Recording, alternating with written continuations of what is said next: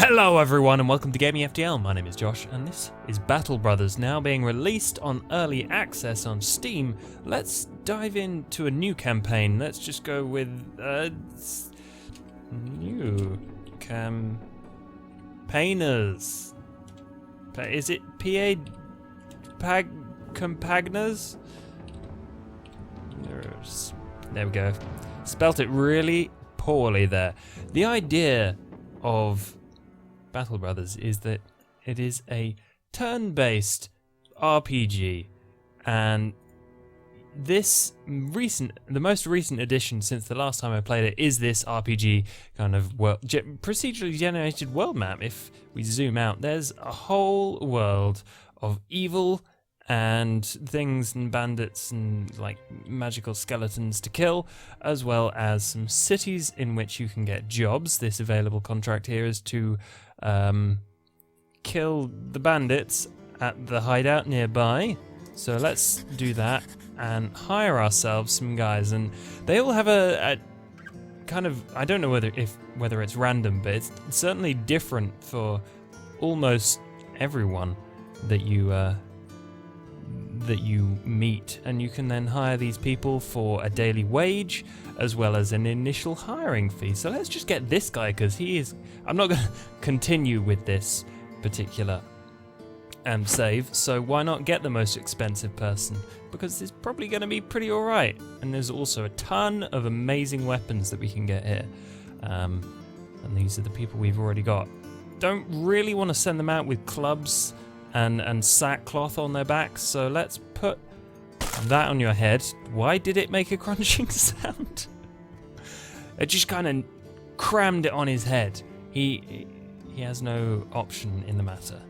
Right, let's spend a little bit of money on some better stuff. A couple of shields and a bow, because bows work a little bit different from weapons which are either close range or not so close range. And also I would like a sword. I can't afford a sword, so selling these should probably help. Yes, and I can afford a knife.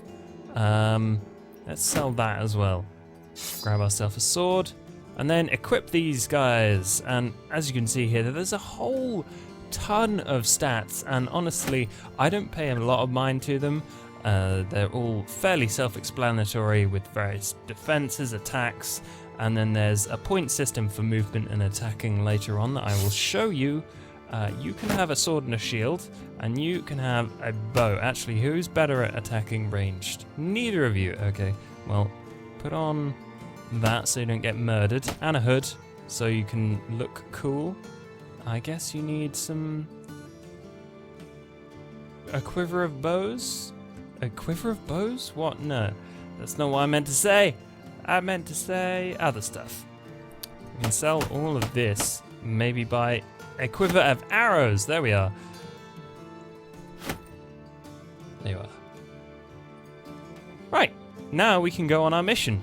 And I think this game is really cool. Not a lot has changed, like, combat-wise since I last played it, but I think that's pretty much a very solid part of the game. Now, these are the bandits on the right that we're gonna try and murder, and everything we do costs action points in the bottom right and fatigue points. So if we shot our bow here, it would cost 4 action points and build up 15 fatigue. It's basically a really hard game because of the fact that you just spend a lot of your time trying to keep people alive, but it can only take, if you get hit once or twice, that could be the end of you.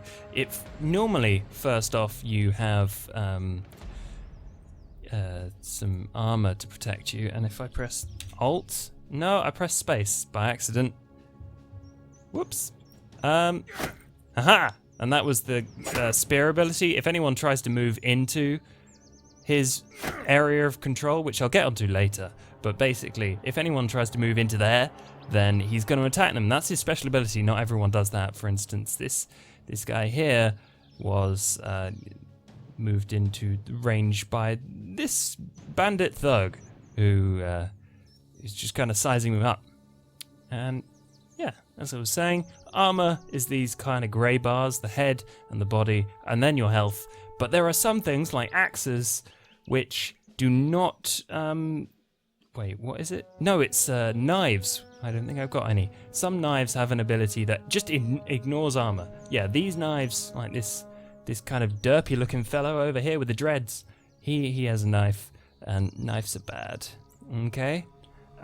Because they can ignore armor. And if you go up against someone like this guy with Sir Lancel with heavy armor, again, with a knife, you know, if he's not got a shield on, then there's a high probability that you're going to get a hit and then ignore his armor, which is probably bad for poor Sir Lancel. I'm just kind of moving into position here. And to keep your people alive, you've got to spend a lot of time thinking about where things like these kind of hatched red areas are, which is the area of control, which is one space around any person.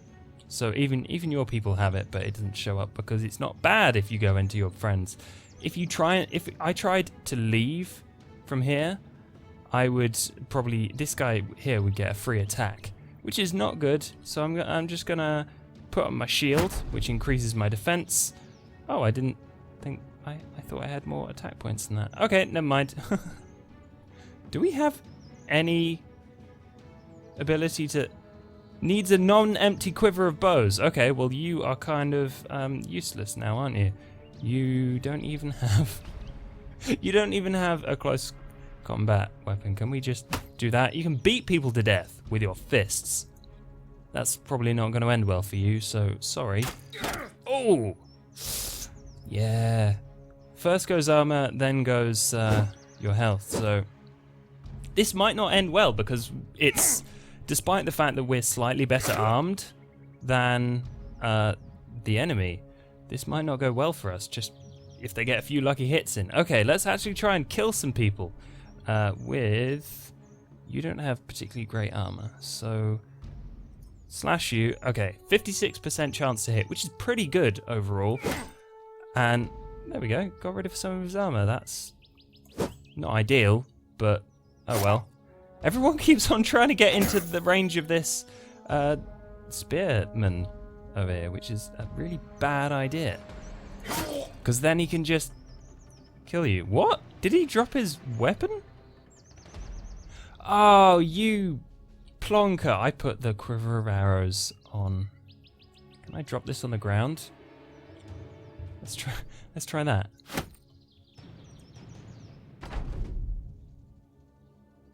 Okay, well, this is going really badly. Oh dear. Let's try and... Oh, we've run out of action points. Oh, it needs 4. We've got 3. Damn!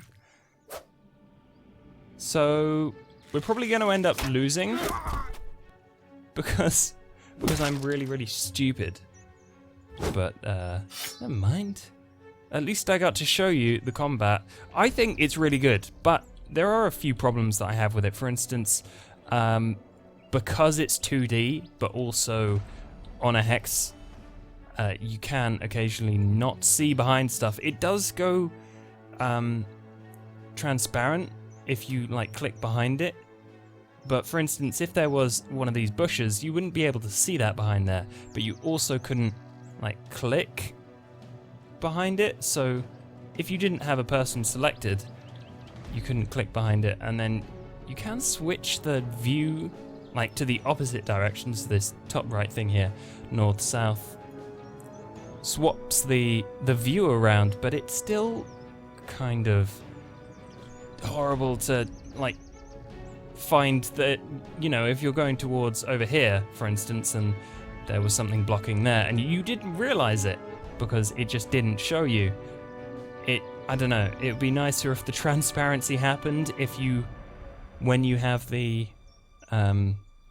like hex behind the tree selected, or like not selected, but you know, moused over. That's kind of ideal. Obviously there's also transparency for like people being behind stuff, so that's really good.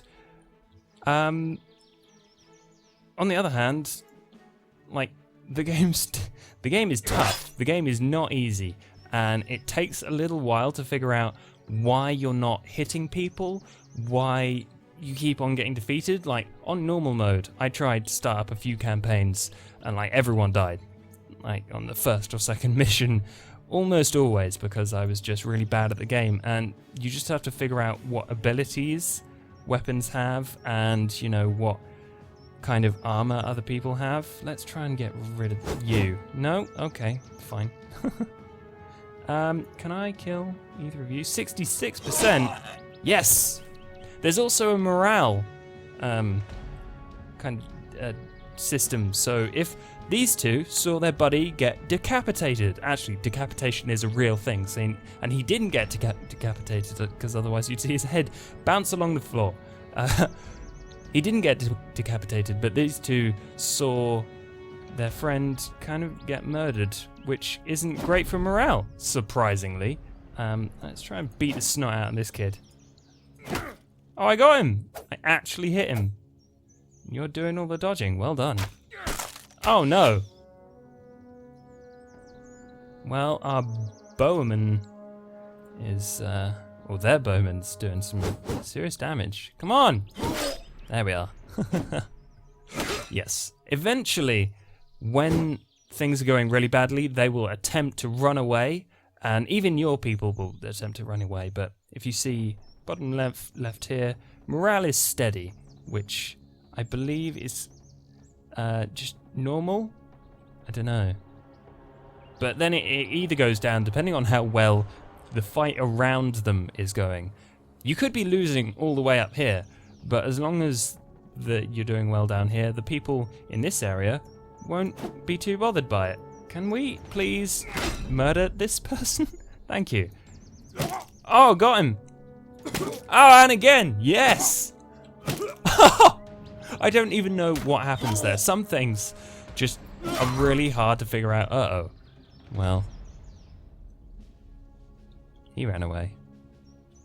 Just because we've got an amazing person who had brilliant stuff and items to start off with, that might just be the only reason we survive here. Uh-oh. Oh, man. Brutal. I really wish I could have shown you the ranged combat as well, because what happens is, if there's stuff in the way, for instance, if you're in close combat with someone and your bowman is behind the person who's in close combat, there's a chance that you're going to shoot your own person. And there's also a chance that, you know, you'd hit the tree if the tree was in the way, and depending on how high up you are, because there is a height system, let's go down. These bits here are higher, and therefore if the bandit marksman stood on there, I think he'd get a plus to hitting. I think that's probably it. Oh, brutal. Run away. Come on, let's murder this bowman. Oh!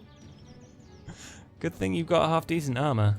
Let's try and murder this bowman. Everything has gone really badly, and as I say, it's a difficult game, and more than likely, if you're playing a campaign, at least one person on your team per battle will die. It's just that kind of game. Oh, he has a knife on him. I know your game. Don't know what I'm saying. As you can tell in the bottom left, fatigue is pretty high, which means that as opposed to earlier, I was able to do 2 chops per turn. Despite having enough action points for it, I can't chop anymore. And as the battle drags on, you're going to want to like either swap out people or just give them time to rest. So for the rest of this battle, I'm probably only going to be able to chop at this bandit marksman once per turn, because every time I chop, my fatigue goes up.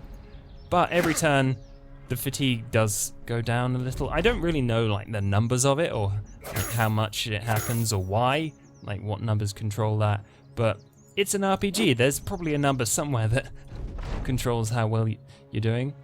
And there's also something related to the fatigue in that the heavier armor you're wearing and the heavier a weapon you're wearing, the less maximum fatigue you can have. So if you're naked, you're probably going to have a decent amount of fatigue. However, you know, the more stuff you're wearing, the slower you'll be, which makes a lot of sense. And it's very kind of abstracted. I know you ran away this way. There you are. I see you. Sir Lancel kind of really worked out for us. He was very expensive. I guess. Oh, that was brutal. Sir Lancel wrecked face just then. Everyone else, the founding members died, but Sir Lancel, just by virtue of having decent equipment, survived. So well done. You get all the loot, and there's also repairing. On the map screen, we can now go into the roster, which has all our stuff, and if we alt right click, we can set a variety of things to be repaired, so we can use them later. I mean, you can use them while they're being repaired, so we're probably gonna put these in here and mark them for repair, which uses the tools and supplies in the top left, so that's good. Let's go and get our quest handed in. How much money did we get? Doesn't say. There's a whole load of lore and text that I'm not going to read out to you because I'm just kind of explaining how the game is working. But I think it's really good. There's also a perk-based upgrade system. Everyone gets the same perks availability. Obviously, to get the level 2 perks, you need 3 of the level 1s, but then it just goes up from there, and everyone gets the same ones, and you can kind of mix and match depending on how you want that person to play. And then, you know, the higher level they are, the more valuable to you they are, which then means that you're going to want to keep them alive, which isn't always possible. And that kind of valuing your people and the likelihood of their death is where the length of the campaign is going to come in and kind of make you make decisions both on the battlefield and in the world, which I think is very cool. And that's probably my favorite thing about this game. So at the moment, the campaign is very bare bones. It's go to a place, do a quest, get cool stuff, get people killed, and I'm interested to see how they tie that into a kind of longer running, more involving campaign scenario. If you want to see a let's play of it and how it works out in the long term, then I'm doing one of those, and I'll leave a link to that. And thank you everyone for watching. If you are interested in this game, then there's a link in the description, and until next time, goodbye.